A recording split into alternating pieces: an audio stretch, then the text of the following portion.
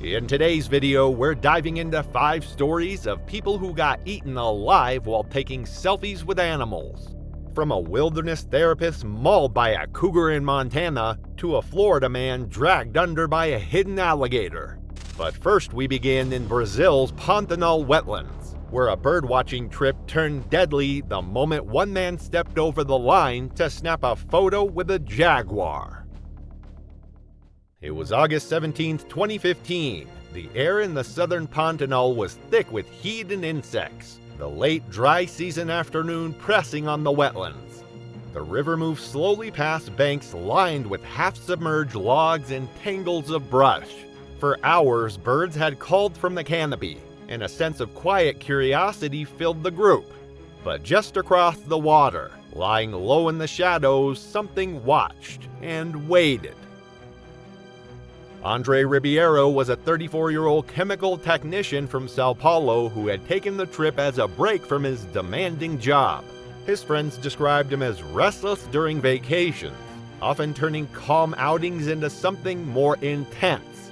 Late-night hikes, close-up wildlife shots, pushing beyond guide recommendations. He wasn't reckless for attention, just prone to chasing proximity to wildness. A habit that had made past trips memorable but sometimes uncomfortable. This birdwatching holiday had been planned months in advance, meant to be slower, quieter. Ribeiro wasn't a wildlife expert, but he'd read enough to know what lived in the Pantanal: capybaras, caimans, toucans, and jaguars. His goal for the trip was clear from the start: spot one, maybe get a decent picture. But on the 4th day upriver, he got more than he bargained for.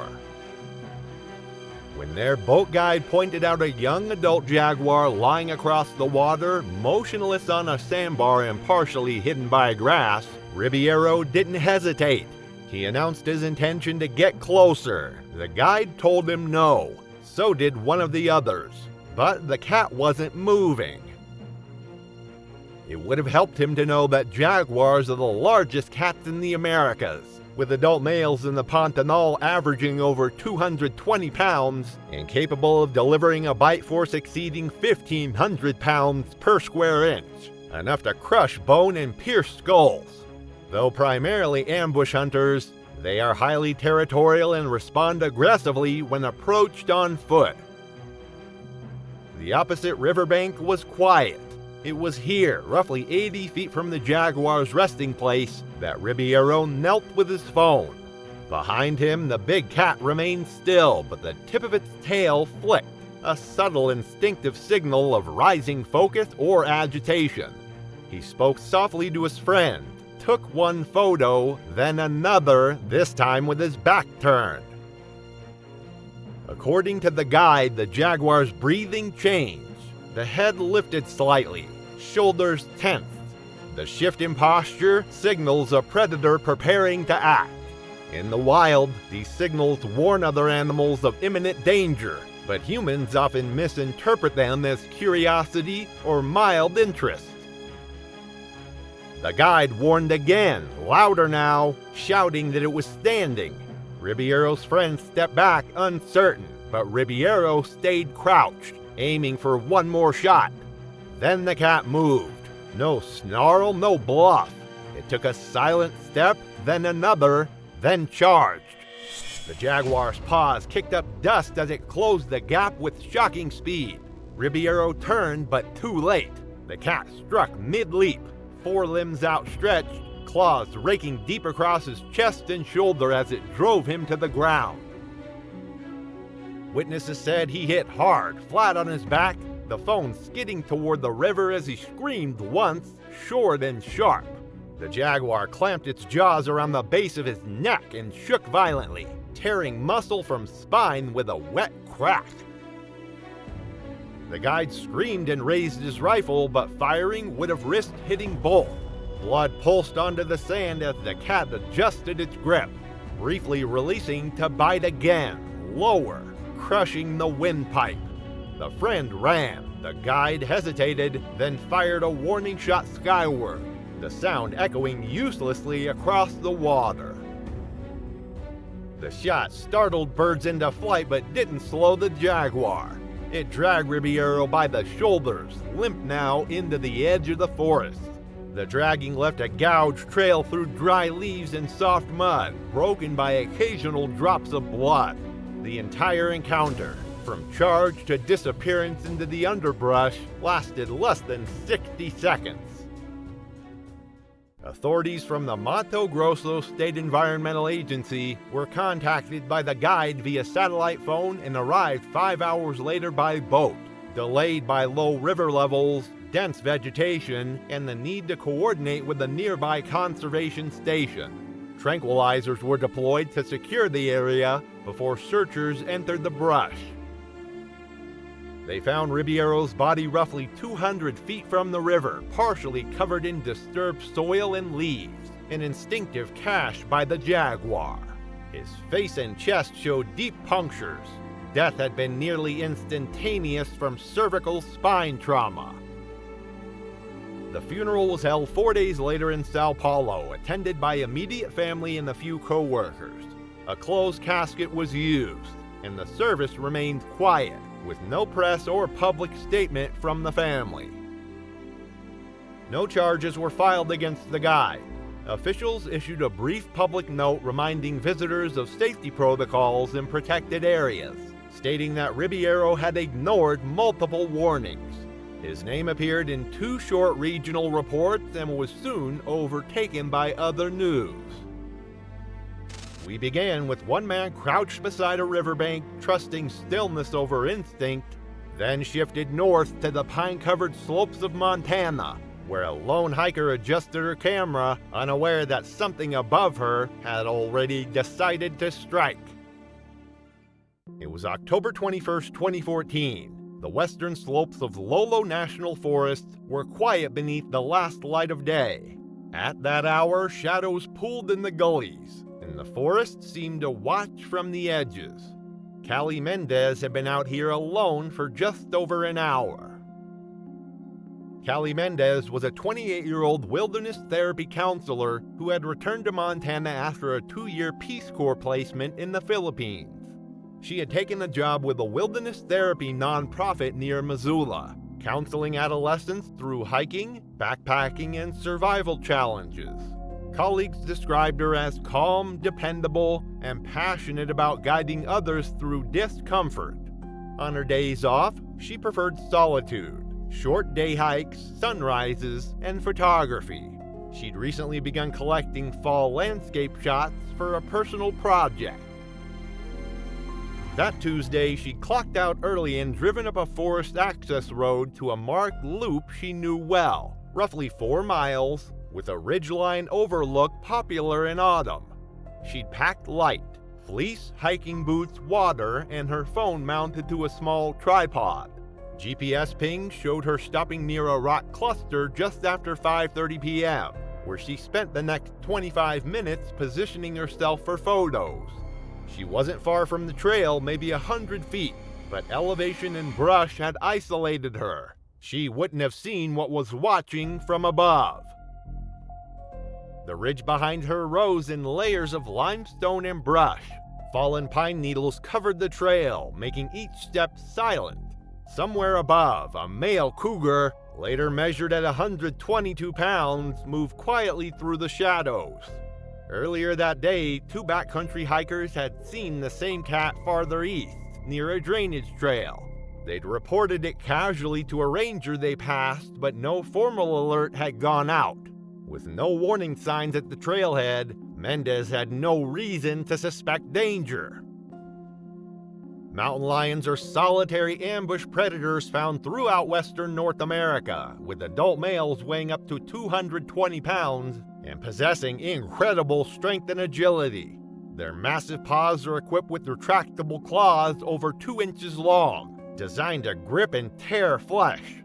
These cats prefer to hunt from elevated terrain, using cover to stalk silently before leaping distances of up to 40 feet. Unlike bears, cougars do not bluff charge. When they commit to an attack, it's sudden, silent, and fatal. Mendez crouched, stood, and turned repeatedly, adjusting the camera, walking back to check the framing, then stepping into position again. Her back was exposed for minutes at a time, a fatal mistake when sharing territory with an ambush predator. Mountain lions are evolutionarily programmed to attack from behind, targeting the neck and spine to deliver a quick kill.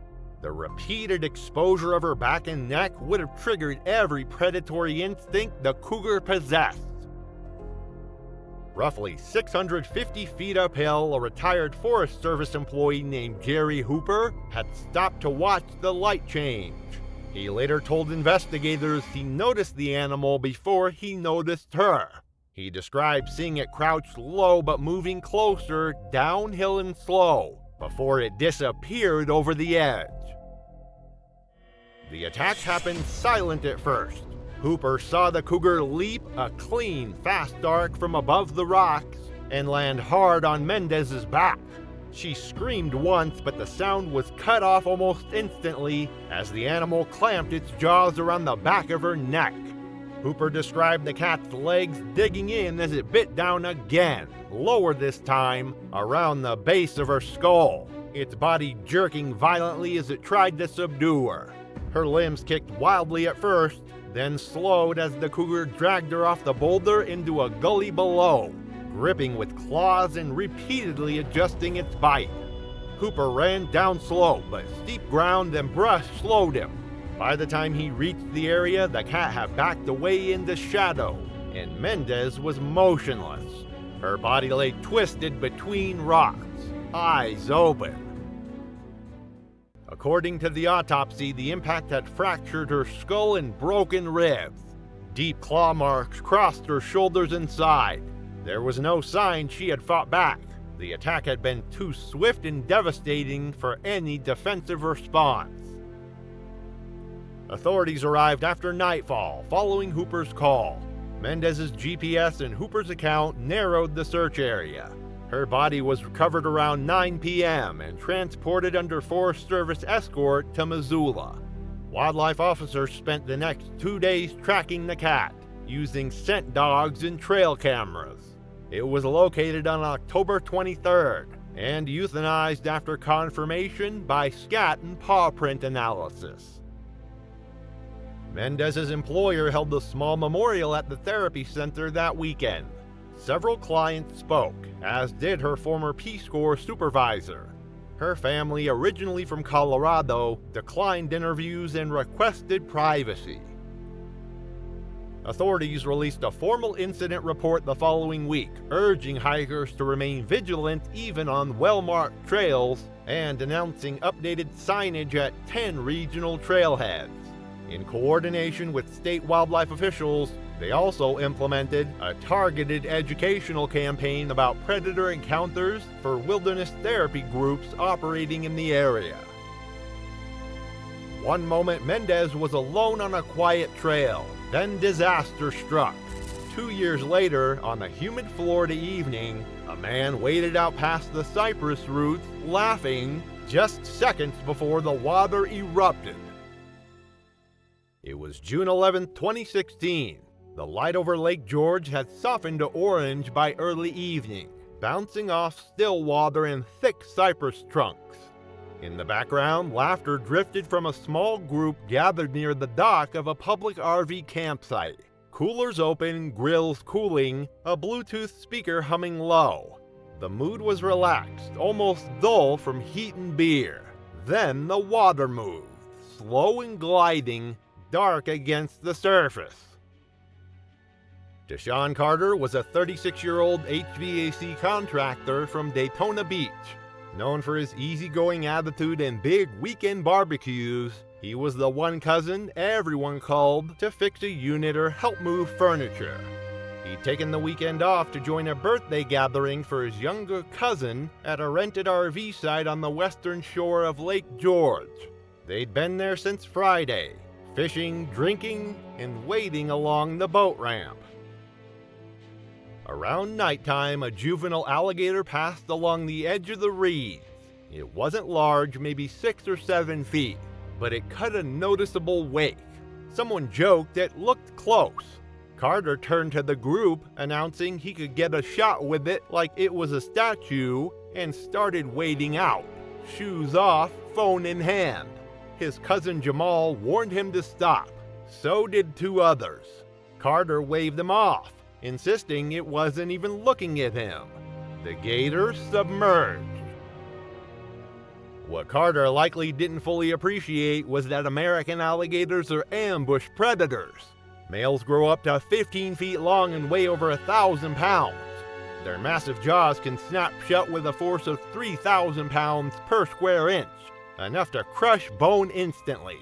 And when they strike, it's sudden and devastating, typically targeting extremities before executing a powerful death roll designed to incapacitate and drown their prey. The shoreline was shallow and muddy, sloping gradually from cypress roots to waist-deep water. Carter moved out to a flat patch just above his knees and crouched. The last photo on his phone shows reeds and rippling water. He was still joking, asking someone to zoom in when it came back up. What happened next was witnessed by 3 people from about 30 feet away. A sudden churn erupted from the water just feet from where Carter crouched. An alligator surged upward, jaws open wide. It clamped onto his lower left leg with a loud crack that echoed across the water. Carter screamed and fell backward into the murky lake. Before anyone could react, the gator released and lunged again, this time locking onto his side beneath the ribs with devastating precision. Jamal threw a cooler and another friend ran forward shouting desperately, but the alligator rolled, tight, fast, and deliberate, taking Carter with it in the signature death roll. His body twisted once, then again, disappearing beneath dark water as the prehistoric predator executed its killing technique with brutal efficiency. The surface exploded with foam and blood, then calmed. The attack lasted under 30 seconds. 911 was called immediately by people present. Campground rangers arrived within minutes, followed by wildlife conservation officers who began sonar scans of the area before nightfall. Boats with spotlights searched the shoreline into the early morning. A bloody t-shirt and fragments of denim were recovered by 11 p.m., but the water remained too murky for full recovery. The next day, 3 adult gators were trapped in the vicinity using baited hooks. 2 were over 9 feet long. The third, measuring just under 8 feet, was euthanized and later confirmed to contain human remains. Partial skeletal fragments were retrieved from the stomach. Positive identification was made by dental records on June 13th. Carter's funeral was held quietly in Daytona Beach the following Saturday.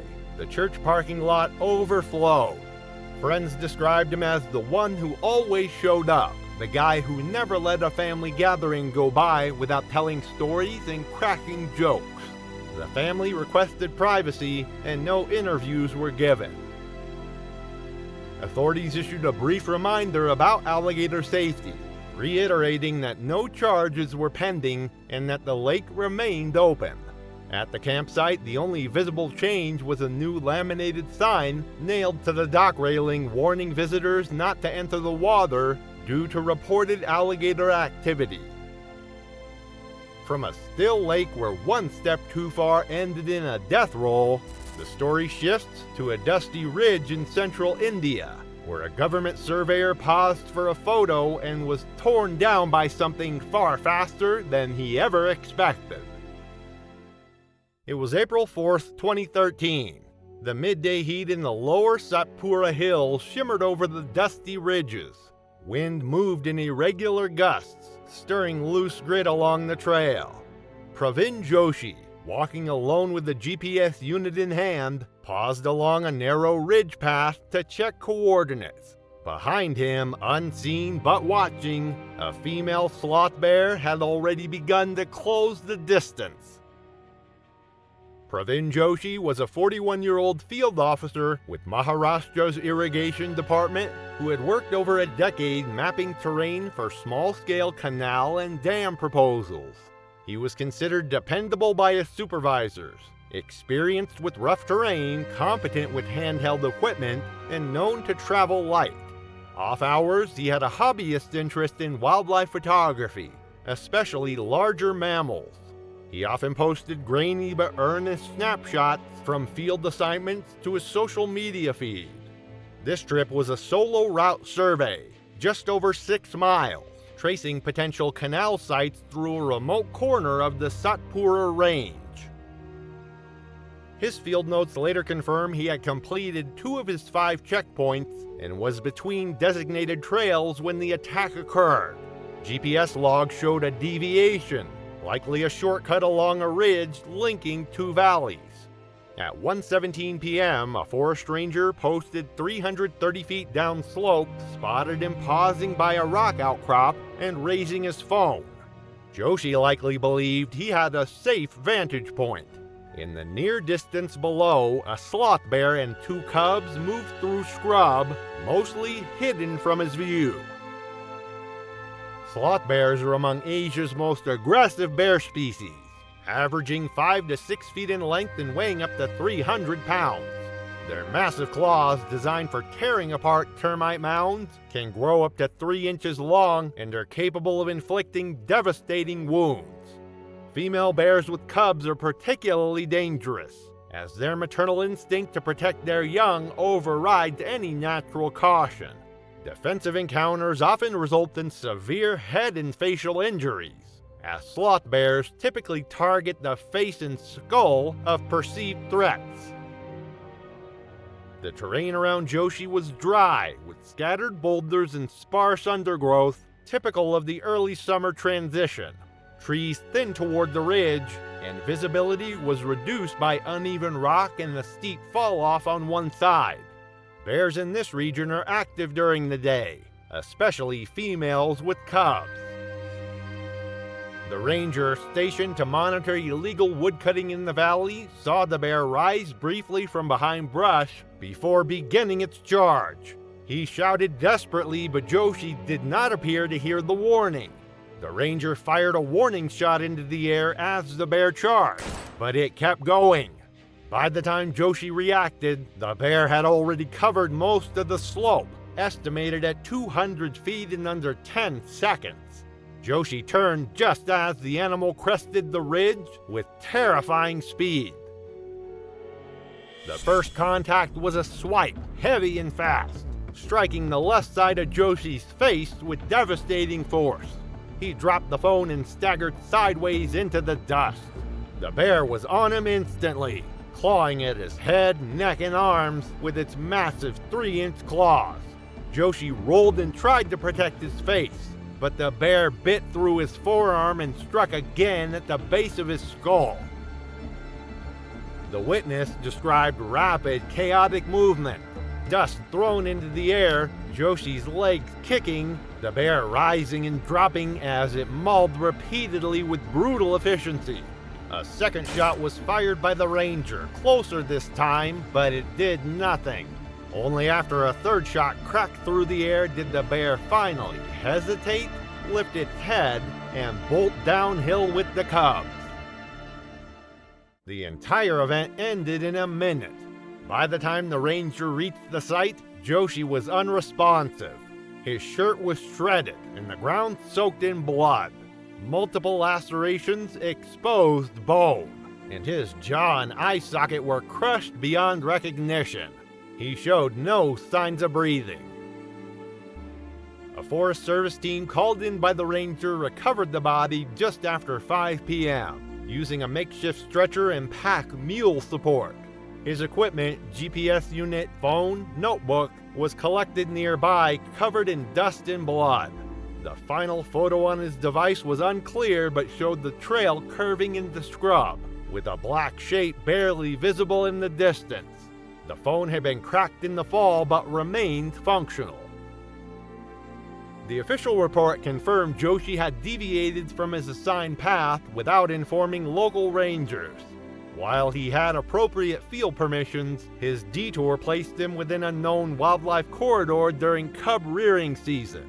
The sloth bear was not tracked or euthanized, as its behavior was ruled defensive and consistent with regional norms. Joshi's funeral was held in Nagpur with state employee honors. His department provided travel assistance to family members. Wildlife officials reiterated standard guidance. Field staff should avoid solo work in known bear habitats during spring months, and no photos should be taken near visible animals. From the dust-blown ridge where a mother bear struck with feral precision, the trail winds to a humid island sanctuary on Lake Victoria, where a crouch tourist, camera raised, never saw the chimpanzee that burst through the gate. It was December 9, 2017. The morning heat over Lake Victoria clung to the forest edges of Ngamba Island as a group of visitors gathered along the fence line of the chimpanzee sanctuary. Staff members moved through the routine feeding with practiced calm, tossing fruit over the enclosure walls while instructing tourists to remain behind designated barriers. On the far end of the viewing zone, a small break in protocol, a crouched figure leaning past the postmark boundary, went mostly unnoticed until it was far too late. Muriel Durand was a 62-year-old retired French schoolteacher from Clermont-Ferrand who had arrived in Uganda 3 days earlier on a volunteer ecotourism program with her younger sister. She had spent her career teaching literature and had taken up wildlife travel during retirement. This trip was her fourth to Africa and her first time volunteering in a conservation context. Friends described her as thoughtful and methodical, someone who planned each day down to the hour. On Ngamba, she had expressed particular interest in the chimpanzees, especially photographing them up close. The sanctuary staff had guided the group through safety procedures that morning. Maintain a 10-foot distance from any enclosure fencing. Never crouch or turn your back. And follow staff instructions during feeding times when the animals, especially dominant males, could become more agitated. For most of the season, Durand followed directions. But near the end, as others moved away toward the visitor center, she lingered near a corner where a juvenile chimp hung upside down from a low branch. She crouched with her back to the main gate, raising her phone to take a final selfie. A keeper shouted for her to step back. She didn't move. Chimpanzees are genetically close to humans but physically far stronger. Adult males can be 5 to 7 times stronger than an adult male, with the ability to exert over 1,300 pounds of force per square inch in their bite.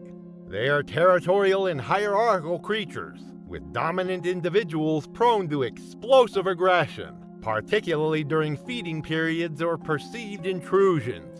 Their massive canine teeth, up to 2 inches long, are designed to tear flesh, while their powerful arms can easily dismember prey.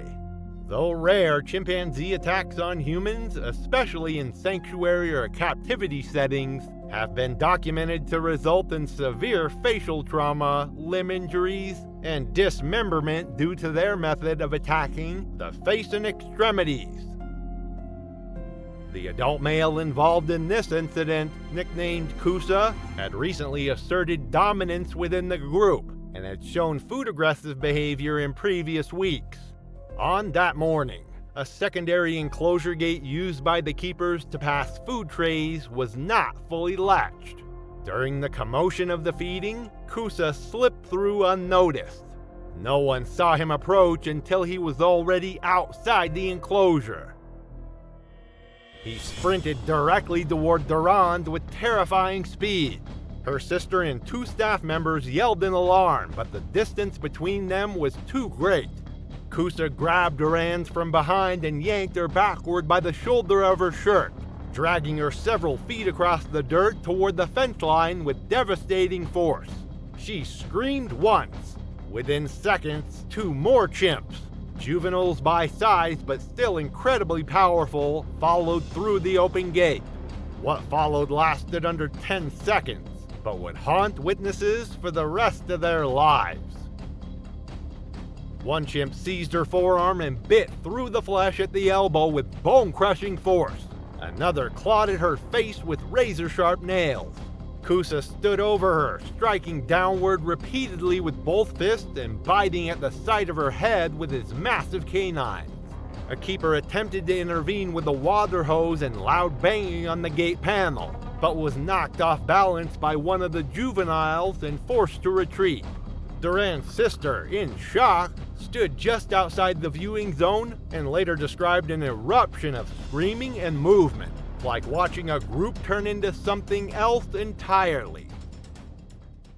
By the time the staff managed to drive the animals back into the enclosure using poles and barriers, Durand was no longer moving. She had lost part of her scalp and right hand. Her clothing was shredded, and she had sustained severe lacerations to her face and throat. She was briefly stabilized by the island's on-site medic team before being airlifted by helicopter to Entebbe. The aircraft had been dispatched from the mainland and reached the island in just over 40 minutes. Despite emergency transfusions and surgery at a private hospital in Entebbe, she died 6 hours later from blood loss and traumatic brain injury. The Ngamba Island Chimpanzee Sanctuary was closed to visitors indefinitely the following day. Internal reviews confirmed the gate latch failure as the primary cause of the breach, but also noted that Durand had stepped outside the designated safety zone in violation of staff warnings. French consular officials assisted with repatriation. Her remains were flown to France on December 14th. The sanctuary released a brief statement of condolence and undertook immediate changes to the feeding area, including double gate locking systems and an extended perimeter barrier. No animals were euthanized. Ugandan Wildlife Authority officials ruled that the chimps had acted in line with typical stress-aggression behavior. Thanks for watching. If today's tragedies piqued your interest, the next video features more deadly animals. See you there!